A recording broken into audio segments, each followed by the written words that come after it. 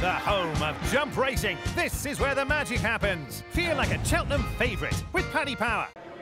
So welcome to the Road to Cheltenham WAP on the last day of the 2022 festival, Gold Cup Day, and it has been a marvellous day all round, 7 from 7 for Ireland. I reckon the man on my right has had a rather good day, with Willie Mullins taking 5 of them, count them, and being top trainer with 10 winners. This has never been done before, and Rachel Blackmore winning the Gold Cup in fantastic style. Where do you want to start? I don't know. Where do you start? Yeah. Fox Hunters? Where do you want to start? Look, Plutar was the Gold Cup. It is the highlight of the whole week, and Plutar was brilliant. I mean, Rachel was brave on him, waited, patient, let Manila Indo go, got a gap off the bend and followed him, and the turn of foot he showed was in the right place this year, and she was brilliant. She said that she'd learned from riding him previously, no doubt here, probably also in the Savills chase I as well. would say Leopardstown as much as here. You know, but that's everything in life. Everybody makes mistakes, but once you're learning from them, you'll be fine. And like, she took a learning from the mistake in Leopardstown and delivered this afternoon on a bigger stage, and that's what you got to do. You don't normally see Rachel emotional either, and I think the difference was probably her brothers, her sister, her father were here, whereas last year, of course, she was achieving stunning things here, top jockey at the Cheltenham Festival, winning the Champion Hurdle, winning the Grand National to empty stands. I know, and it is different. I mean, even from Honeysuckle on Tuesday to winning the Gold Cup, I don't know what it is about the Gold Cup, the crowd, even like all around here before the race. It just feels more for the Gold Cup, and the noise is louder for the Gold Cup. And they got an unbelievable reception. I suppose in your favourite it probably helps too, but it also helps in your Rachel Blackmore. Well, you're always telling me when I'm sort of thinking about the Champion Chase or the Stayers Hurdle, you know, nobody wants a Champion Chase, no one wants a Stayers Hurdle winner. They want a Gold Cup winner. That's the dream. I mean, you watched it here last night. Did anybody come in here to the sale here last night to buy a Champion Hurdle horse or a Champion Chase horse? No, they might end up with one and they'd be delighted with one, but they walked in to try and buy a Gold Cup horse. That is the dream.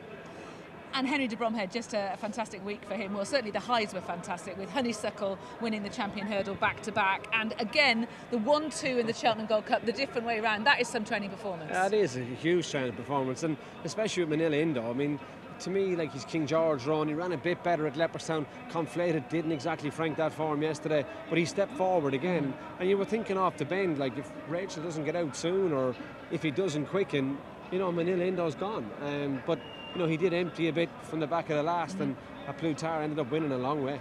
15 lengths, which is the widest margin since Master Oates. He did that on really deep ground. That was something special. It was, but look, we talked about it, there wasn't a massive front runner. Asterion ended up making a run, Asterion for Lounge, Santini was up there, but it wasn't fat, it wasn't a strongly run race. No. And like a Plutar was the speed horse. Probably the one that may have been a little disappointing in a speed race was probably Protectorate. And Galvin, maybe? I thought he wanted a stamina test. I thought he only won in Leopardstown because of the manoeuvre Rachel made. He needed a stamina test, and I think there was a lot of stayers in there that the race wasn't run to suit.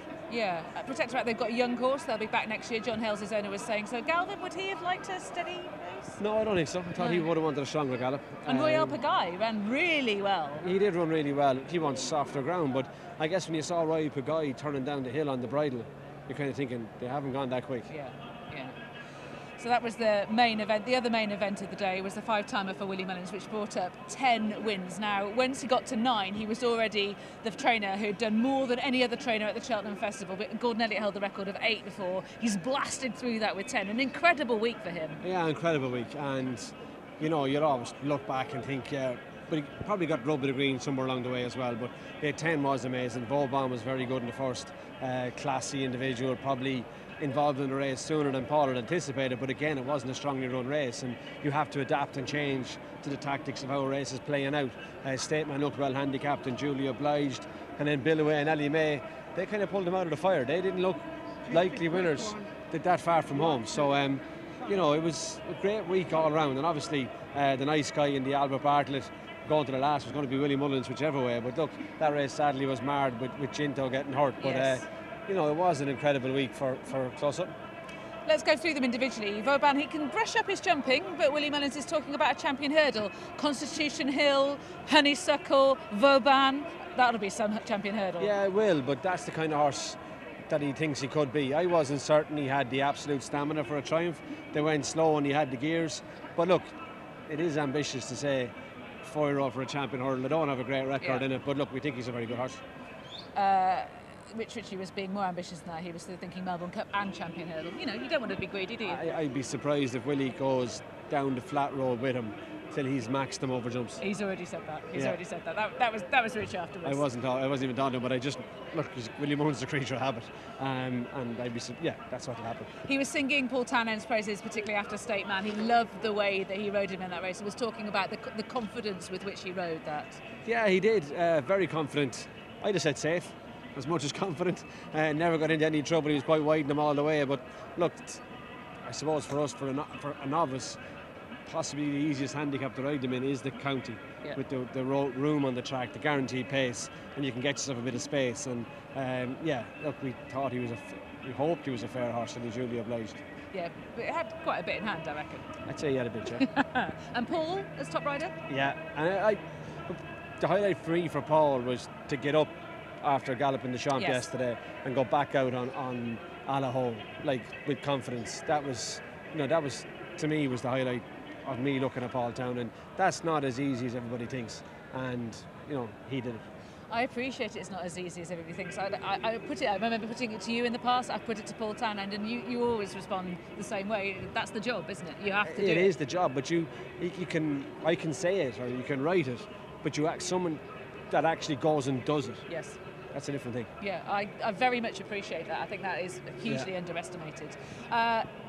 We should talk about the nice guy, the first Cheltenham Festival winner for Malcolm, Denmark, since Monseigneur in the year 2000, and it meant so much to him in the Albert Barley. He was crying, he was in with his son Callum, who was at school when Monseigneur was racing, and the significance of that for him was so strong. It was huge, and look, Sean O'Keefe gave him a lovely ride.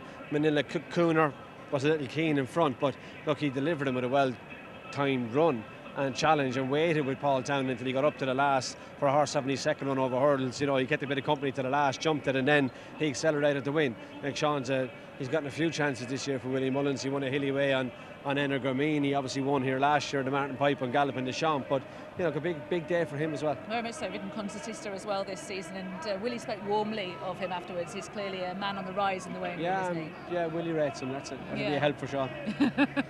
Then there was Billaway, third time lucky in the Fox Hunters, and Patrick Mullins finally got that Fox Hunters, but he will know how Barry O'Neill is feeling on the runner-up. Oh yeah, I mean, it looked so unlikely for me in here for so long for so much of the race for Billaway. His jumping was only okay, and he looked destined for second, but unfortunately, the one in front got very tired, and it's a long way from the last here. And you do feel for Barry O'Neill.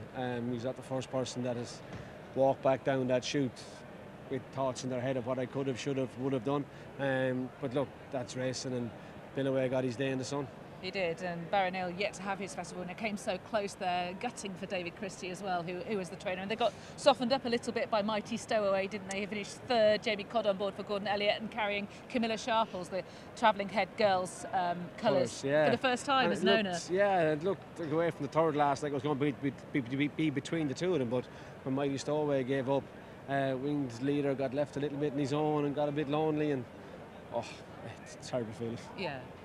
So that brought up the 9 and set the record for Willie Mullins, but he had to go one better, didn't he? And this time with Ellie May, second in the Mrs. Paddy Power Mares chase last year. Mark Walsh had unfinished business. He did, and it looked like Brian Cooper had finished the business for him off the bend. Brian very cleverly rode Mark into a pocket, closed the door, and Mark quickly switched and got himself out of there. And Ellie May was very brave and rallied from the last, and I'd say the horse coming down Ellie May's outside actually helped her and propelled her past Scarlet and Dove. She's a tough mare. There's not much of her, but what there is very tigerish. Yeah, that's a good way. Not much of her. She's tiny. She's fantastic, a lovely grey. I was really pleased to see her in the winners' enclosure. And then to make it a clean sweep for Ireland, we had Joseph O'Brien, Mark McDonough and Banbridge in the last. Yeah, in the last. And I didn't think he was that unexposed. He was a good price, but he was fit and he was well. Plenty of fallers, plenty of carnage in the race. Yes, happily they're all up, all right, horses and jockeys. Okay, yeah, and Brambridge delivered. Massive day for Mark McDonough, the second winner of the week for Ronnie Bartlett, and Joseph, who'd just been touched off with Scarlet and Dove, got another Cheltenham winner. Yeah, it ended strongly, Joseph was saying afterwards. What do you think was your favourite moment of the festival? I don't know. And you're not the first person to ask me. I don't know. I think it's been a great week. I don't think there was too many low points. I think almost everything turned up, with the exception maybe of Shishkin. I think we got a lot of the clashes we wanted.